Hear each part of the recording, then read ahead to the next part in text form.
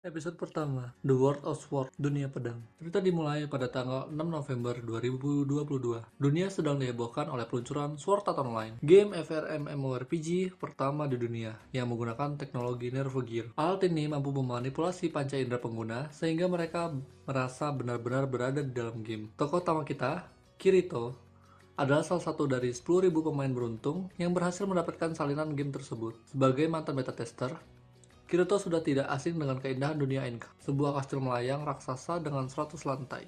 Begitu masuk ke dalam game, Kirito bertemu dengan pemain pemula bernama Klein. Melihat Kirito yang tampak sangat mahir, Klein meminta bantuan untuk diajarkan dasar-dasar bertarung. Mereka menghabiskan waktu di Town of Beginnings, berburu monster babi hutan, dan bersenang-senang. Di momen ini, atmosfer terasa ceria. Klein sangat antusias, dan Kirito menikmati perannya sebagai pemandu. Namun, saat Klein hendak logout karena ingin memesan pizza di dunia nyata, dia menyadari sesuatu yang aneh.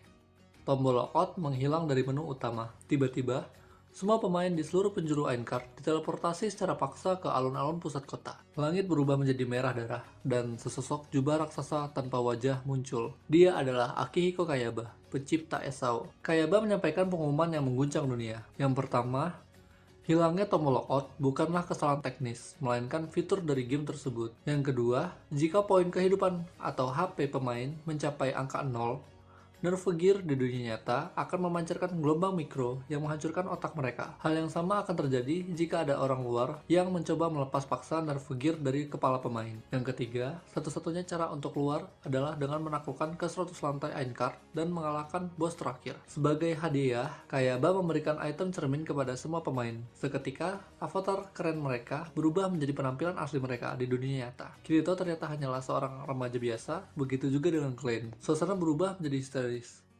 Kepanikan dan jerit tangis pecah di alun-alun. Namun, di tengah kekacauan itu, Kirito adalah orang pertama yang mampu berpikir dengan jernih. Dia tahu bahwa sumber daya dan tempat berburu di sekitar kota akan segera habis diperebutkan ribuan orang. Kirito mengajak Klein untuk ikut bersamanya, menuju desa berikutnya demi mengamankan level. Namun Klein menolak karena ingin tetap bersama teman-teman di guildnya. Dengan berat hati, mereka berpisah. Setelah itu, Kirito berlari sekuat tenaga keluar dari kota, menuju padang rumput yang luas. Sambil menebas monster pertama yang menghalanginya, dia berteriak dalam hati bahwa dia akan bertahan hidup di dunia ini. Episode kedua, Bitter. 1 bulan telah berlalu sejak pengumuman maut Akihiko Kayaba. Sebanyak 2.000 pemain telah tewas. Namun, lantai pertama Aincrad masih belum terlewati. Para pemain yang tersisa mulai merasa putus asa dan terjebak dalam zona nyaman yang semu di kota awal. Seorang pemain bernama Diabel mengadakan rapat koordinasi untuk menyerang bos lantai pertama, Ilfeng the Cobalt Lord. Dalam rapat ini, Kirito yang biasanya bekerja sendirian atau solo player dipaksa untuk membentuk tim kecil. Di sanalah, Kirito pertama kali bertemu dengan seorang gadis misterius yang mengenakan jubah merah menutupi wajahnya, Asuna. Asuna tampak sangat dingin dan hanya fokus pada efisiensi serangan. Kirito menyadari bahwa Asuna adalah pemain pemula yang sangat berbakat, namun tampak tidak peduli jika dia harus mati di dalam game. Di tengah rapat, seorang pemain bernama Kibo memicu ketegangan. Ia menyalahkan para mantan beta tester atas kematian ribuan orang. Menurutnya, para beta tester egois karena menyembunyikan informasi dan tempat berburu yang bagus untuk diri mereka sendiri. Ketegangan ini diredakan oleh Agil, seorang pemain berbadan besar yang membuktikan bahwa informasi dari beta tester sebenarnya sudah dibagikan secara gratis dalam bentuk buku panduan. Pasukan penyerbu akhirnya tiba di ruang bos. Pertempuran berlangsung sengit. Namun, saat HP bos mencapai batas kritis, polanya berubah, berbeda dari apa yang tertulis di buku panduan beta test. Diabel, yang mencoba memberikan serangan terakhir demi mendapatkan item langka, terkena serangan mematikan. Kirito mencoba menyelamatkannya, namun Diabel menolak menggunakan ramuan penyembuh. Sebelum tewas, Diabel berbisik kepada Kirito agar dia mengalahkan bos tersebut demi semua orang. Diabel ternyata juga seorang beta tester yang ingin menjadi pahlawan. Dengan kerjasama cepat antara Kirito dan Asuna, mereka berhasil mengalahkan Ilfeng. Namun, bukannya merayakan kemenangan, Kibo justru kembali memojokkan Kirito. Ia menuduh Kirito sengaja membiarkan Diabel mati karena Kirito tahu pola serangan bos yang sebenarnya. Untuk meredam kebencian massa agar tidak merembet ke mantan beta tester lainnya, Kirito mengambil peran sebagai penjahat. Dia tertawa sombong dan mengaku bahwa dia berbeda dari beta tester biasa. Dia adalah tingkat yang lebih tinggi. Para pemain kemudian menjulukinya Bitter, gabungan dari beta tester dan cheater. Setelah pintu menuju lantai kedua terbuka, Kirito secara resmi memisahkan diri dari kelompok utama. Sebelum pergi, dia memberikan saran kepada Asuna untuk bergabung dengan sebuah guild karena kekuatannya akan sangat berguna. Asuna bertanya bagaimana Kirito tahu namanya, dan Kirito menunjuk ke pojok layar yang menunjukkan nama rekan satu tim. Kemudian, Kirito berjalan sendirian menaiki tangga menuju lantai kedua, memikul beban kebencian orang-orang demi menjaga stabilitas komunitas pemain.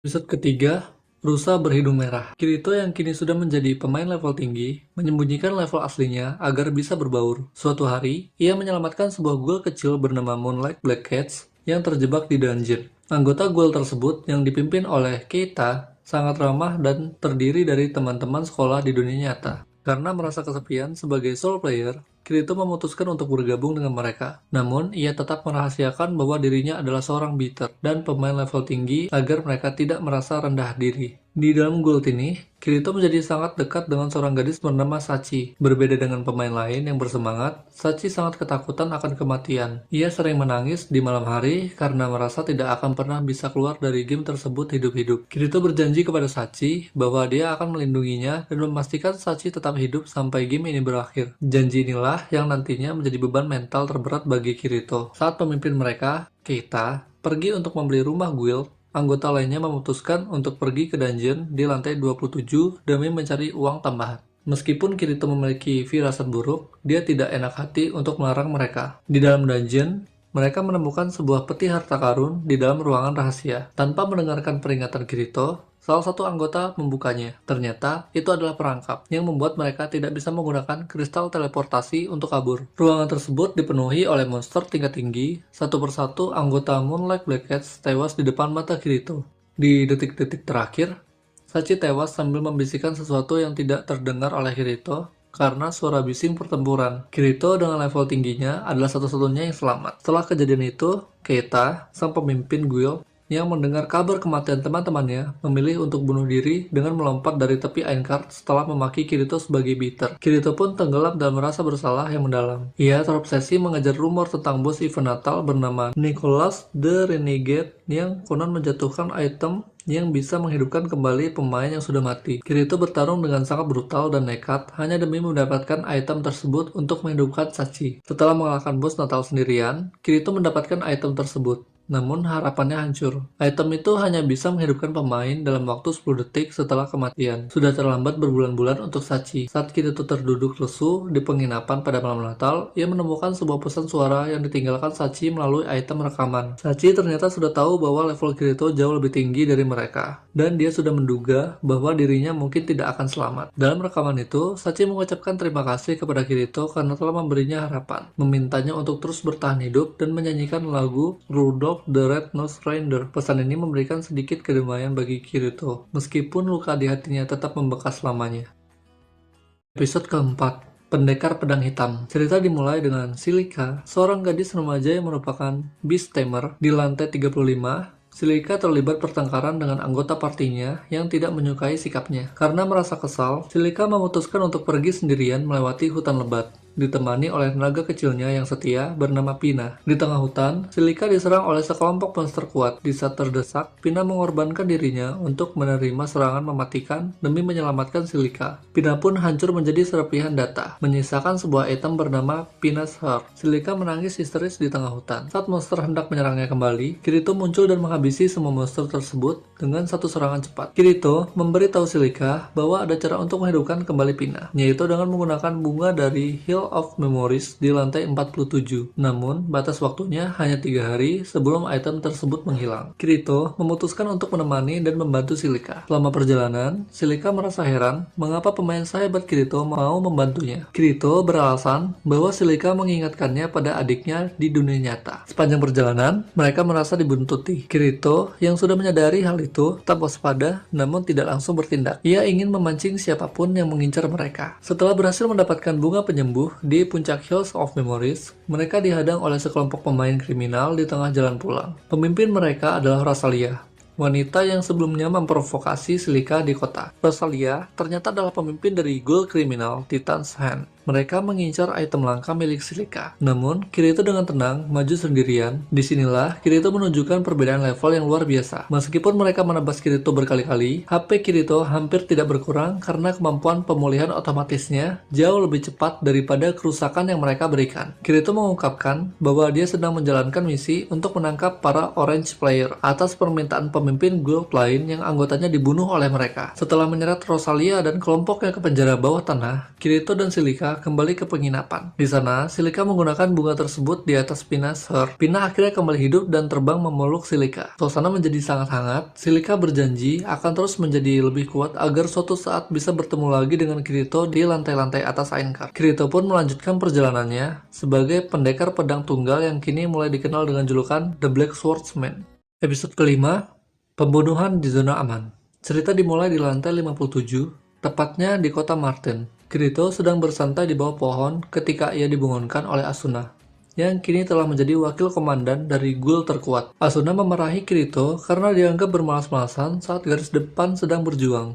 Namun, saat mereka sedang berdebat, sebuah jeritan keras terdengar dari alun-alun kota. Mereka berlari menuju sumber suara dan menyaksikan kejadian yang mengerikan. Seorang pria tergantung di dinding sebuah bangunan dengan senjata tertancap di dadanya. Tak lama kemudian, pria itu hancur menjadi serpihan data, tanda bahwa dia telah mati secara permanen. Kejadian ini mengguncang semua orang karena terjadi di dalam area efektif anti-kriminal atau safe zone. Secara logika game, pemain tidak bisa dilukai oleh pemain lain di dalam kota kecuali melalui duel resmi. Kirito dan Asuna pun memutuskan untuk bekerja sama menyelidiki misteri pembunuhan mustahil ini. Korban diidentifikasi bernama Kains. Kirito dan Asuna mulai mengumpulkan informasi dan menemukan beberapa fakta. Senjata yang digunakan adalah sebuah pedang pendek yang sangat langka dan kuat bernama Gulti Thorn. Senjata tersebut dibuat oleh seorang pandai besi bernama Grimlock.